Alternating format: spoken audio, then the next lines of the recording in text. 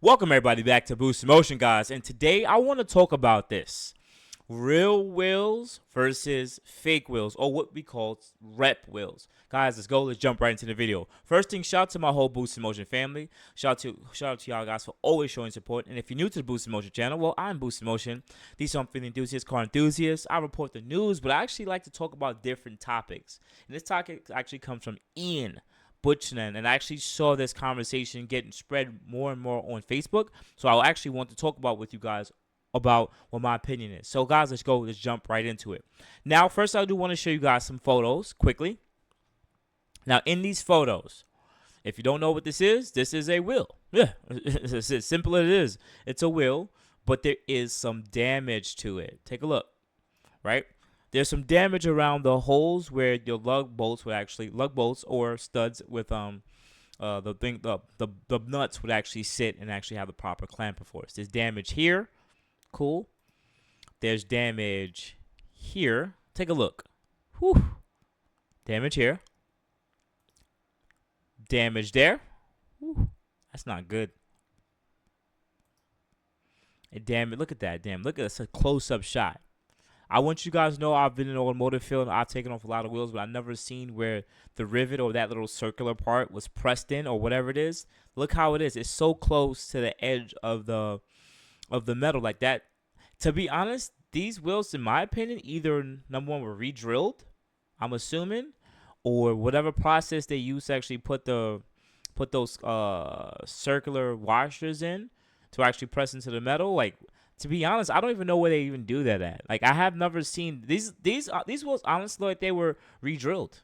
In my honest opinion, I think these wheels were re-drilled from like a 514 to 5112 or something like that, because this is absolutely ridiculous. All right, so let's click that off.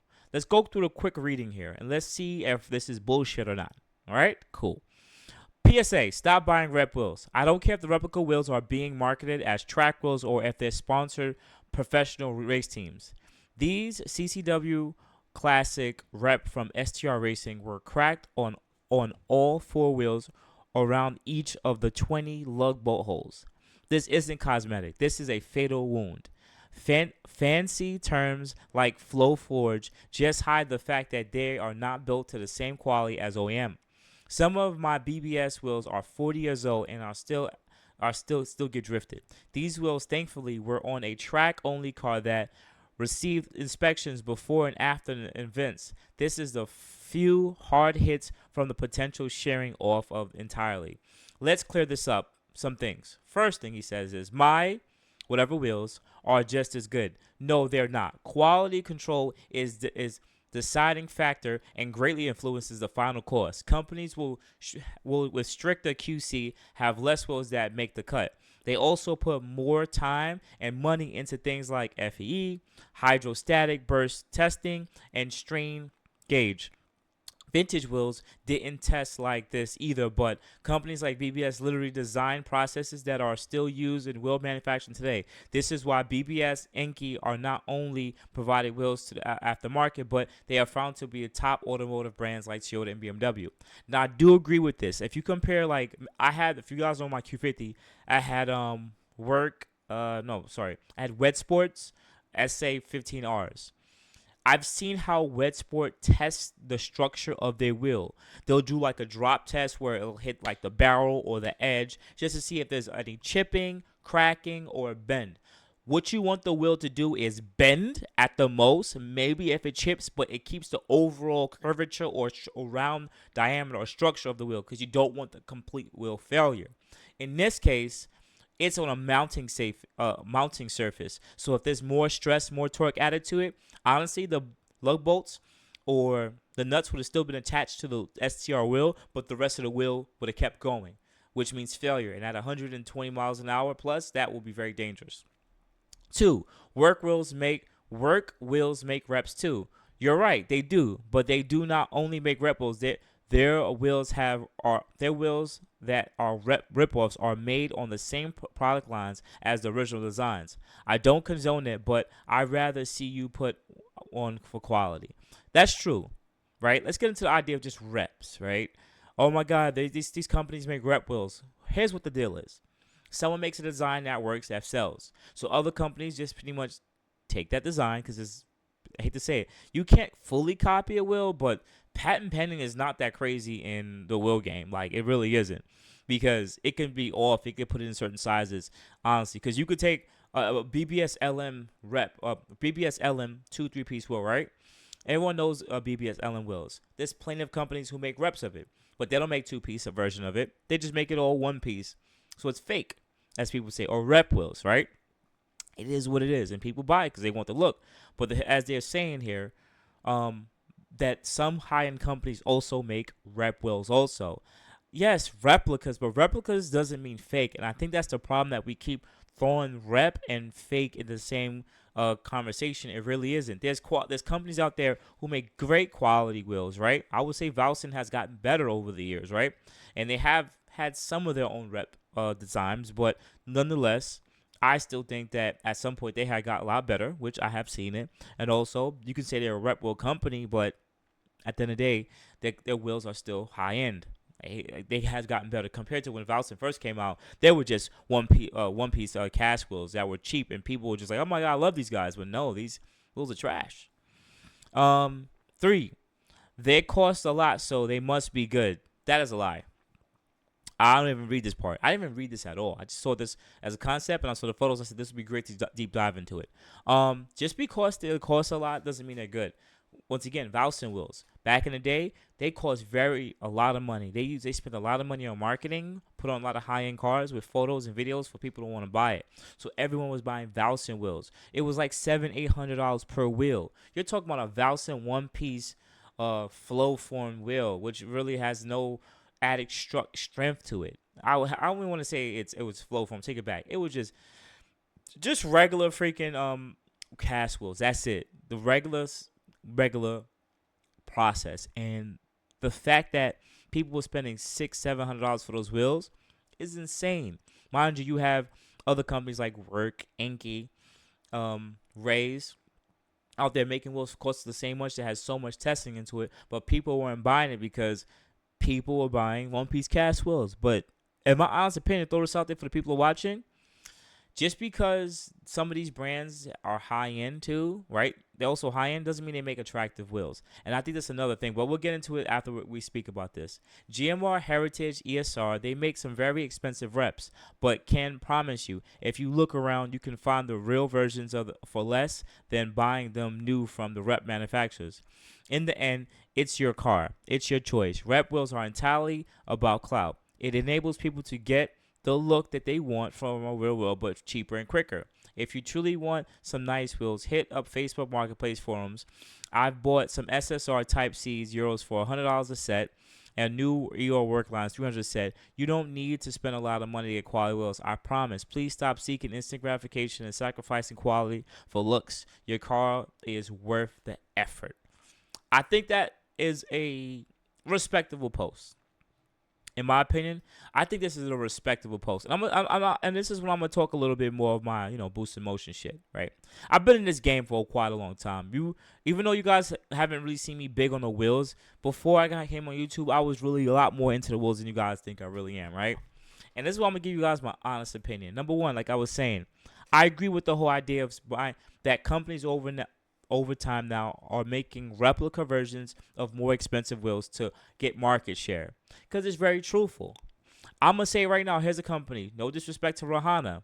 Rahana wheels used to be cheap. You used to get like a 19-20 inch wheel for like $300 each wheel, like $1,200 a set. Now it's like $2,200, especially the last 5 years.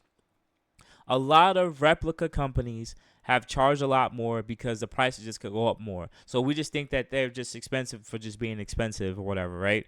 No, doesn't mean that they're better. Also, think about it. Like, I have HRE wheels on my car, right? I love my HRE wheels. They looks nice on the car. Those wheels are like $1,100 a wheel. Think about that. That's $4,000 for the wheels, set of wheels. I got them for about a quarter of the price of that. But sit there and think about that. Let that go through your head. The average person can't afford that. That's a lot of money to spend on a set of wheels. So there's companies that will make a replica version for those for like $1,500. So you get the look, right? You get the look, you save a lot of money, and that's it. It's instant gratification. But that doesn't mean you're. I can't sit there and say you're literally okay. You got a replica wheel, right? But then you're compromising on your safety. The thing is, replica will still have to have some kind of certification, even though it might be overseas certification. They still have to have a certain type of certification to actually sell even in their own country. So it may not be up to U.S. standards, but they're for the standards of their own country. That's like saying these companies are just making wheels and then they put them on cars, and like 20% of all the wheels sold are just cracking and falling apart. They can't keep selling a product if it's not reliable and if it's dangerous, because in their own countries, in our countries like that, we will ban them. So that's why I can't sit there and really agree with this post completely, because honestly, these wheels that we're looking at right here, I think these wheels were re-drilled. Period. And I'm gonna comment on it and say, yo, these wheels were re-drilled. I doubt that these are how these wheels are manufactured. Wherever they bought these wheels from, they were re-drilled from whatever they were before, maybe to be a little bit wider or whatever. And then that's why it's designed that way, because you wouldn't have this little circular thing. Is usually when it's re-drilled like an insert they put in there. That's what it looks like, an insert, and it might have been too wild. It made it a little bit too wide, because usually you wouldn't see a little collar or a circular version right by the mating surface. It would just be mostly flat. And on the other side of the wheel, when you look at it, it would have been a flat surface. Like if it's a true one-piece wheel, this is a true one-piece wheel, but it looked like they had an insert drilled out and pressed into there, and that's why I think this happened to all four wheels. So I don't think it's a rep wheel thing. I think this is honestly the wheels were re-drilled, and maybe whoever they bought the wheels from, they just didn't know. Also, they could have been over torqued too, but I don't know why they would use an insert on an OEM on a wheel though, unless it was re-drilled, you know. Um, and honestly, I'm gonna be honest with you guys. In my opinion, people gonna buy whatever they want for their wallet, man. Like if everybody could want to own a BMW, Mercedes, or BMW, they would. But not everyone can. When I first got into this world, I loved Nissan Maximas because I could afford it. Did I like the older inline six M3s? Yes, but I was also a broke college student because I couldn't afford it. So guess what other six cylinder I got? A Maxima. You see what I'm saying? Yes, I've got older over the years, and I'll make a little bit more money for myself, so now I can drive an E63. Yes, but you get in where you fit in, what you can afford. So at the end of the day, I don't think people are like really compromising on their safety, because I don't think there's a safety issue here. I think it is the fact that when you go to car shows, the people who spend a lot, it's like that idea of when people spend a lot of money on the parts for their cars, and they just have somebody with that did way less work, spent less money, and they win the car show. Because here's the thing, people are gonna go for what looks good, not what costs the most. So this, to me, this is like that high school shit where it's like, oh, he has on all the stylish clothes, so that means he should get the most, buns, the most pum pum fat. I don't want to curse, say too much on YouTube, right? But that's not the case for everybody. Some people watching know what I'm talking about. They're like, yeah, yo, I spend a lot of money, yo. I'm gonna get the looks from the certain shorties. Yeah, but you only get looks from certain shorties. But if you just dress good, your fit is good, simple and clean, it don't matter. Everyone's going to think you look good because you dress well. You see what I'm saying? Rather than just dressing brand name clothes. That's the difference. That's growing up. And I hate to say it, it also applies to the wheel community. Yes, have I had rep wheels on any of my vehicles? No. I can't say. I had access wheels. I think that was one of the cheapest wheels I ever had, probably. Where there were access wheels. I don't think they still make that. The company even exists anymore. They were access, but they weren't made out of cast. At least I don't think so, because those things were heavy and the barrels were made out of like aluminum, so they were pretty heavy. And everything after that, I had RPF ones, HREs, works, yeah, and everything else was just OEM, honestly. So yeah, I never really had rep wheels on my cars at all. Would I possibly have in the future? I don't know. I don't think I could really rob rep wheels. If I do, it's gonna be on a cheaper car. If my car is cheaper, like I'm talking about, like if I went and got like another 2002 Maxima, I'm not putting on no $2,000 wheels on a Maxima. No, I'm gonna go get some XXRs in a 18 or 19 by 10.5 and put a slight stretch on it, and then put some cheap coilovers on that girl. I'm not gonna spend $1,200, $1,300 on BC Racing coilovers. I'm gonna spend like $400 or $500 on coilovers. You know what I'm saying? That's what I'm gonna do. But at the end of the day, this is you guys' pocket. You can do whatever you want. Period. You don't have to go buy the most expensive stuff. You don't have to go get the $2,000 exhaust. They make some great sounding exhausts that cost like $600-700. You see what I'm saying? And here's a funny thing: when you get to the higher spectrum, right? Here's a funny thing: if you come to Mercedes or BMW world, right? You look into like exhaust. They have exhausts that cost like $10,000, but then you have exhausts that cost like $3,000. Do you know the $3,000 exhaust they treat like if it's like some eBay cheap shit? It's a $3,000 exhaust. $3,000, and they sitting over here acting like, oh my God, you got the cheap exhaust. It's only cheap because it's the cheapest option. It's still a $3,000 exhaust. Come on, it's ridiculous. Same thing for my E63. I bought the cheapest intakes, CTS turbo intakes. They're about $400 or $500. All the other intakes in my car are about $1,100 and up. I don't see the difference in it. Yes, they put more craftsmanship into the more expensive one. But as I say before about exhaust, sometimes intakes pipe is pipe. And the way that these intakes are designed on my car, that means I'm just buying a name and a craftsmanship. But is the fit good on my shit? Yes. Does it sound great? Yes. Am I losing power? I highly doubt it. Because these cars are very beneficial with added intakes. Not every car is created the same though. I want to be fair about that. So hopefully this video helps you guys out. Comment below if you have rep wheels or if you have fake wheels, or I don't think this should be considered fake wheels, or if you have real wheels. And I want to add this as an added bonus. I think also, in my opinion, to be as a centrist on the other side is, I see why some people who are loyal to certain brands get upset about this, because you're taking away market share from some of these great companies that have been around for years. We don't want to see BBS go out of style, but BBS don't make good-looking great wheels. They don't step out their boundaries. That's why GMR exists, and a lot of these other companies that make 2-3-piece wheels now that are high and that do have the choice of making it, because you'll get different colors, different designs, and honestly makes your car more unique. Period.